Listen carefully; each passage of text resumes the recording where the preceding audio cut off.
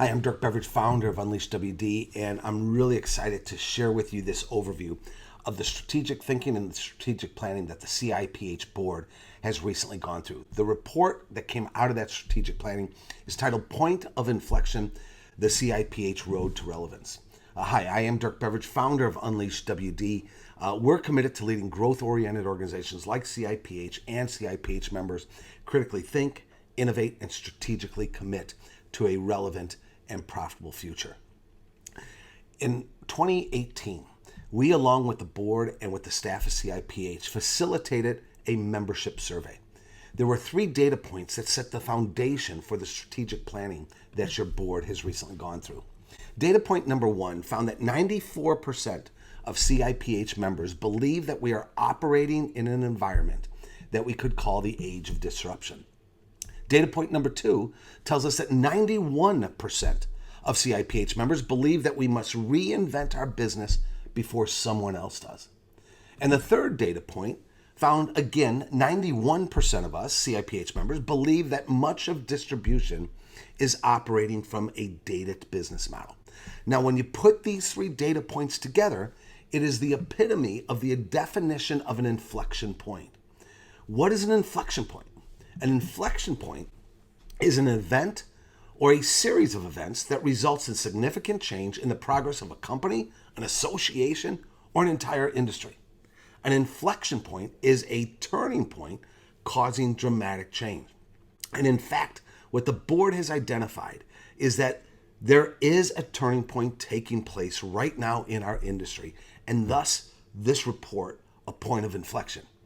And the strategic planning is all about driving that road to relevance in this age of disruption. So the strategic planning that your board went through, what they found and what they discovered is that there were 4 fundamental disruptive trends that had to be focused on if we're going to drive that road to relevance going forward. Let's take a look at each of those 4. Disruptive trend number 1 is all about the non-traditional competition, including e-commerce, that's changing the way business is done. What the board discussed in depth is that there's new non-traditional entrants such as Amazon and niche digital players, imports, and others, including e-commerce. And all of these are going to significantly change how our business is going to be transacted going forward. Drilling down, they talked hard about how the consumer is going to have direct access to that customer, and how customers, end users, and contractors have access to product in unprecedented ways. And all of this competition is commoditizing our product and, quite frankly, our services more and more. Disruptive trend number 2 are the relationships between manufacturer and distributor. The board discussed that this traditional relationship of manufacturer-distributor, this traditional supply chain, is no longer the exclusive way to get goods to market. And it's going to put significant strains going forward on the relationships between manufacturers and distributors. Drilling down, the board acknowledged that we're going to have to work harder in terms of the trust between our organizations.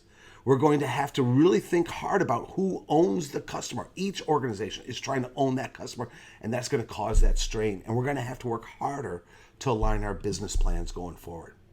Disruptive trend number 3 was all about the aging workforce. And we talked hard about this scarcity of manpower that's going to impact our ability to staff our businesses with the skills and capabilities that our market is going to demand. And there's really 2 sides of this third disruptive trend.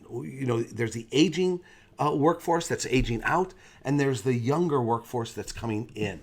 Drilling down, what we talked about were things like, as these younger workforce is moving in, traditional relationships are going to be redefined and put under strain and pressure, if you will.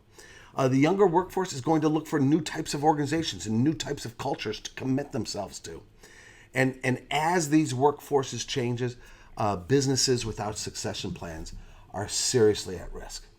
And then the 4th disruptive trend is, of course, disruptive technology.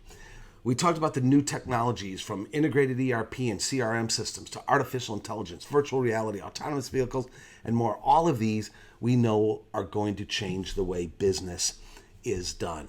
Drilling down, what we talked about is every organization is going to have to invest in these technologies just to keep up, and it's going to put strain on some organizations. It's going to drive transparency throughout the channel, if you will, and even transparency with our employees. And there are going to be specific technologies that we're going to have to bet on, maybe analytics, BI, business intelligence, AI, machine learning, that are going to define the winners and the losers. You look at those 4 disruptive trends, and what the board concluded is that the role of traditional distributors is being redefined right now as we sit. Again, you look at these 4 disruptive trends, and it is proof, if you will, it's data that shows we as an industry, as an association, individual members, we are at an inflection point. We are at a turning point that's causing dramatic change in the industry, in the association, and quite frankly, in our businesses. So what do? The board came up with 5 high-level recommendations for all of us to consider. Recommendation number 1, leaders must, all of us, we must have a deep, deep, deep desire for change. We must embrace the change that's in front of us, and we must accept the mantle to lead that change. Recommendation number 2, it's all about vision. In this age of disruption, the board concluded that it's imperative that all of us as leaders have developed and articulated a vision for the future. What are we going to become? What is the change that's going to be required? And how are we going to make that change happen? Recommendation number 3, it's all about being bold. In disruptive times, it requires bold and different thinking, and ultimately it's going to require bold action to remain relevant going forward. Recommendation number 4, it goes back to that collaboration, and the recommendation is that we need more meaningful collaboration between all parties, and we have to ensure that this happens. And the 5th recommendation, it's all about the customer, and that we must get closer to our contractor customers. Innovation I define as leading customers to a better future for which they are willing and capable of rewarding you. This 5th recommendation is all about that.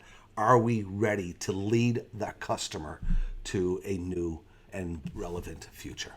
Let me conclude it with a thought, and I truly believe that the pace of change and the multi-dimension of that change today is marking an unprecedented inflection point, that leaders like you are being called to courageously advance the organization into the future. I know the CIPH board and staff is prepared to do that. We have to be equally prepared in our own individual businesses. All the best.